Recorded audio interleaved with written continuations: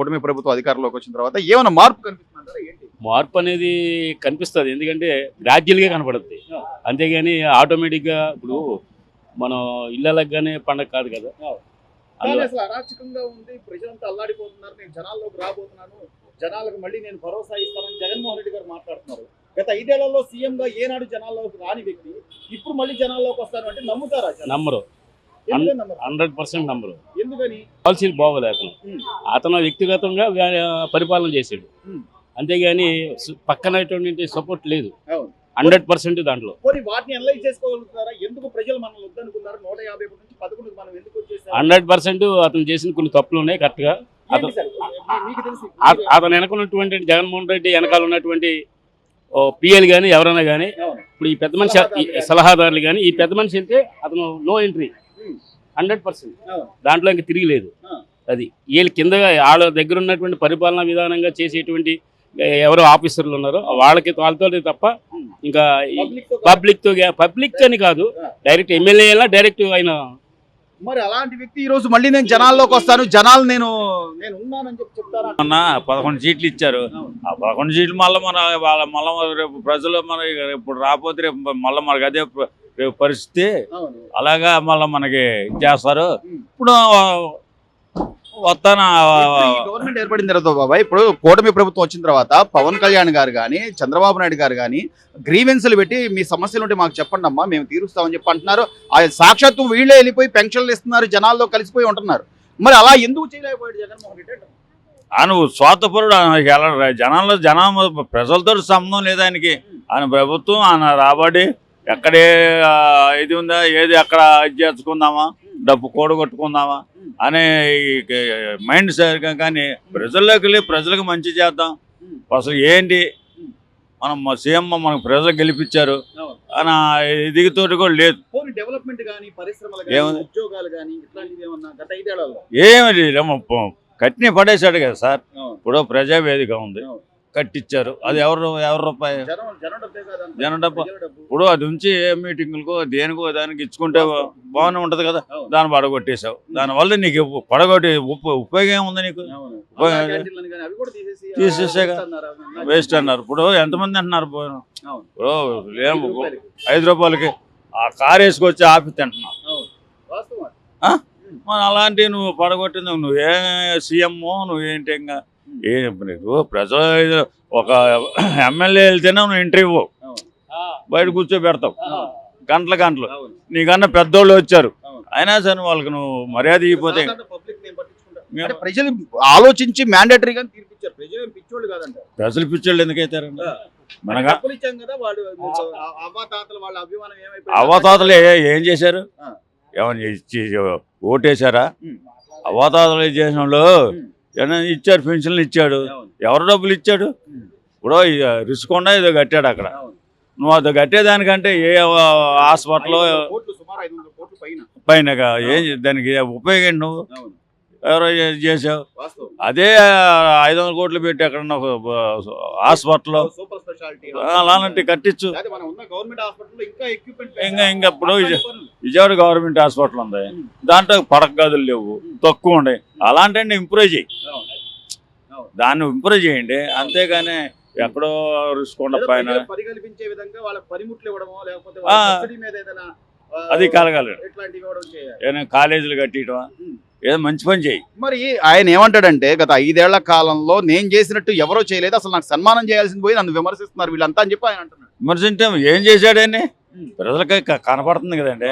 ఏమైనా రోడ్లు వేసారా? ఇవాళ రోడ్లు ఎట్లా ఉన్నాయి? వేయిపోయినా గోతులు అవి పుడుతున్నారు, చేస్తున్నారుగా. కొన్ని వాళ్ళు డబ్బులు పెట్టి రోడ్లు వేపించుకున్నారు చాలా చోట్ల. అప్పుడు మరి నువ్వు చేసింది ఏముంది? ఉరకబెట్టింది ఏముంది? ఇప్పుడు నమ్మంగా కనపడుతుందిగా పబ్లిక్ గా. ఒకటేనండి,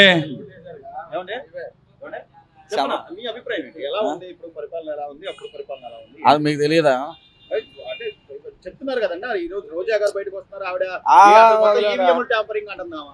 ఈవీఎం లో మార్పే, లేకపోతే జగన్ అన్నకు అసలు ఈ రోజు ఓటమి లేదు, అసలు ఆయన బ్లడ్ లో భయం లేదు, ఇంకా ఆవిడ భజన చేస్తూనే ఉన్నారు. భజన చేసుకుంటే మంచిదే కదా.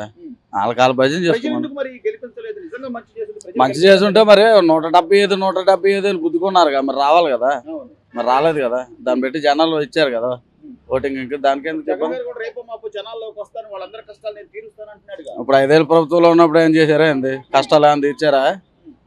ఏదో బటన్ నొక్కారు, డబ్బులు వేసారు, బట్టలు నొక్కితే సరిపోతుంది అన్న.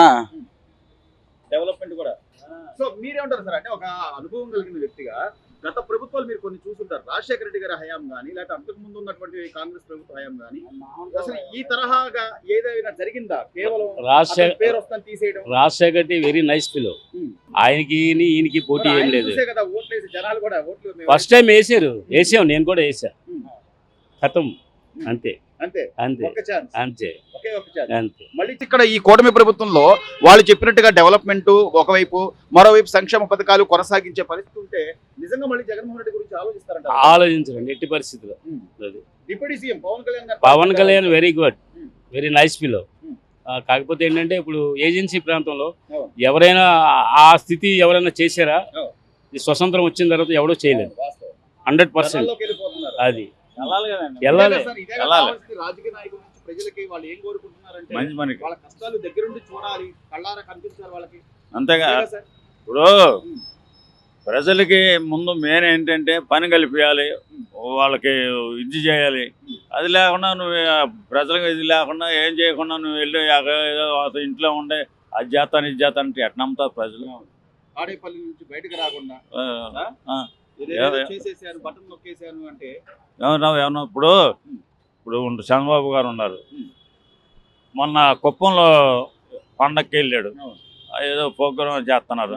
ఆ చుట్టుపక్కల ప్రజలు కూడా చంద్రబాబు వచ్చాడు, మన ప్రజలు సమస్యలు చెప్పుకున్నాం, మొత్తం వచ్చేసాడు, అప్పటికప్పుడు చేశారు. ప్రజల్లో చేసుకున్నారు, ఎమ్మడే చేస్తాం. ఇప్పుడు గ్రీవెన్స్ అంటూ ఒకటి పెట్టడం, లేదా ప్రజా దర్బార్ అని లోకేష్ గారు ఒకవైపు ప్రజా దర్బార్ అని చెప్పి పెట్టడం, కనీసం వాళ్ళ సమస్యలు వాళ్ళ దాకా, అది పై స్థాయి వాళ్ళ దాకా వెళ్తున్నాయి అనే ఇది ఉంది కదా సార్. అందుకనే మరి ప్రజలు వచ్చేది మీరు మంచి చేస్తారన్నాగా వచ్చేది మీ దగ్గరికి వస్తున్నారుగా. వచ్చి దానికి ఎమ్మటే ఇది చేసి ఒకరే వాళ్ళు అవ్వదు అనుకోండి, అవ్వని రేపైనా నెక్స్ట్ చేస్తున్నారు. అది కావాల్సింది మనకి. సమస్య అయితే వాళ్ళ దృష్టి దాకా వెళ్ళిందనే ఉంది, వెళ్తున్నారు కానీ కనపడుతుంది. అమరావతి డెవలప్మెంట్ కానివ్వండి, పరిశ్రమలు రావడం కానీ, ఇవన్నీ ఈ హయాంలో చంద్రబాబు గారు నమ్మి జరుగుతాయి అంటారా? 100% జరుగుతాయి. 100%. టెక్నాలజీ మంచి తెలివైన గడు కదండి చంద్రబాబు నాయుడు. పడతాం, 100% పడతాం. ఆయన ఇప్పుడు రాజధాని ఉందనుకోండి, ఇవాళ పనులు ఎట్లా సాగుతున్నాయి? నువ్వు వచ్చావు, పనులు చేసేవాళ్ళే వెళ్ళిపోయారే పాపం. అసలు ఏమి లేదా. ఇప్పుడు ఈ టీ కొట్టు ఉంది, ఈ టీ కొట్టు ఉండి పెట్టి వస్తున్నారు. పని లేకపోతే ఇక్కడ ఎవడు ఉంటాడు? ఎవరు తాగుతారు? ఇక్కడికి వచ్చాడు, ఆడు ఏం చెప్పి బతుకుతాడు? వాడు లేపుకొని వెళ్ళిపోయాడు. ఇక ఎంతమంది వర్క్ చేసేవాళ్ళు రాజధాని, మరి వాళ్ళు ఎంతమంది చేస్తున్నారు? ఇవాళ వస్తున్నారు అనేగా. మళ్ళీ ఇవాళ నిన్న ప్రధానమంత్రి 5 కోట్లు ప్రకటించారు. 500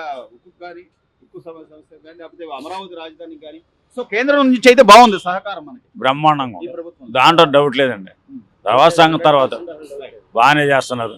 వాళ్ళు 500 కోట్లు ఎన్నో ప్రకటించారు. జగన్మోహన్ రెడ్డి గారి మాట నమ్మరంటారా? నమ్మే పరిస్థితి లేదండి, ఒకటే మాట. కానీ